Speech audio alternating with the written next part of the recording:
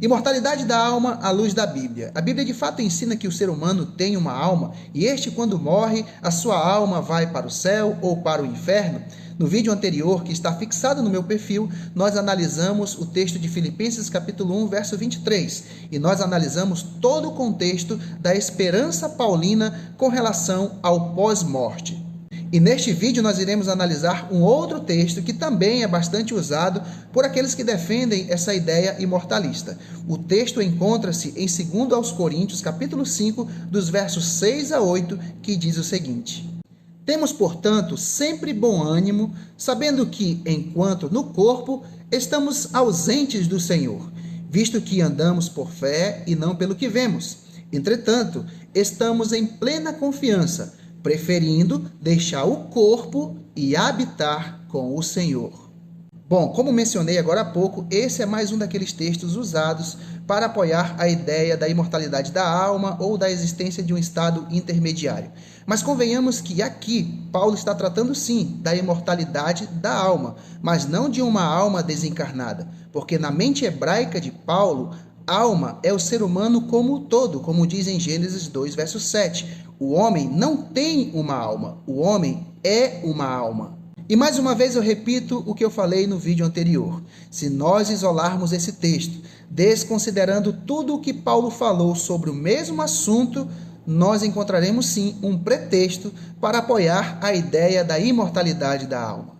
Mas a pergunta que devemos fazer para o texto é: o que significa, dentro do contexto e da esperança paulina, as expressões enquanto no corpo estamos ausentes do Senhor e preferir deixar o corpo e habitar com o Senhor? Primeiro que o capítulo 4, que é o contexto anterior ao capítulo 5, Paulo está tratando dos sofrimentos, tribulações e perigos expostos pela morte por causa de Jesus, pelo testemunho de Cristo. E Paulo, mesmo em face da morte, ele expressa a seguinte esperança: tendo, porém, o mesmo espírito da fé, como está escrito, eu criei, por isso é que falei.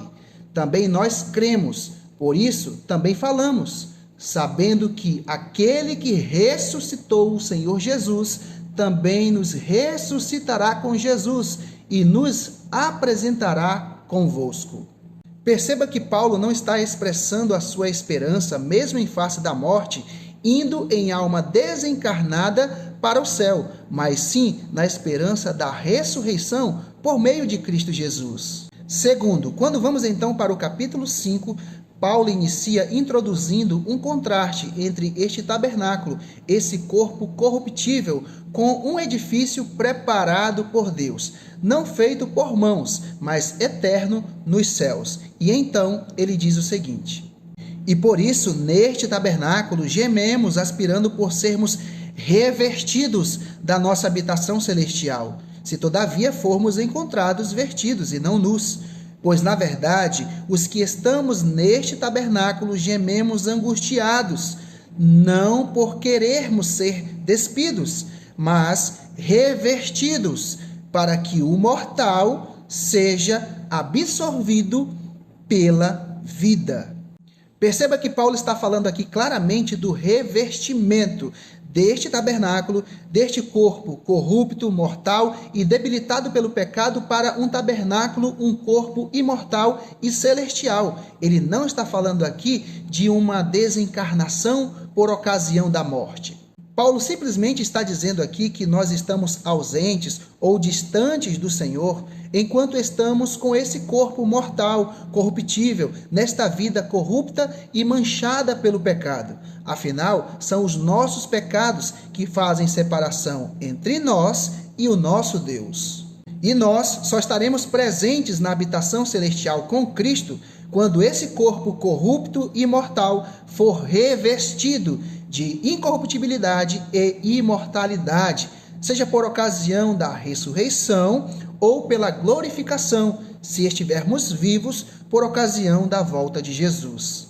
E vale ressaltar também que quando Paulo escreveu 2 aos Coríntios, a sua esperança era que ainda em vida ele tivesse o seu corpo, o tabernáculo, revestido de glória. Tanto que em 1 Tessalonicenses 4,17, por ocasião da volta de Jesus e da ressurreição dos mortos, Paulo diz: e nós, os que estivermos vivos, seremos juntamente com eles arrebatados para o encontro do Senhor nos ares, e assim estaremos para sempre com o Senhor. E em Filipenses 3:21, Paulo afirmou que Cristo transformará esse nosso corpo de humilhação para ser igual ao corpo da sua glória. Portanto, a esperança paulina em todos os seus escritos com relação à morte e o pós-morte sempre está pautada na ressurreição e na glorificação, na transformação do corpo e nunca em uma desencarnação, ou seja, uma alma indo imediatamente para o céu. Se você gostou desse conteúdo, curte, comenta, compartilha, me segue e até o próximo vídeo. Que Deus o abençoe.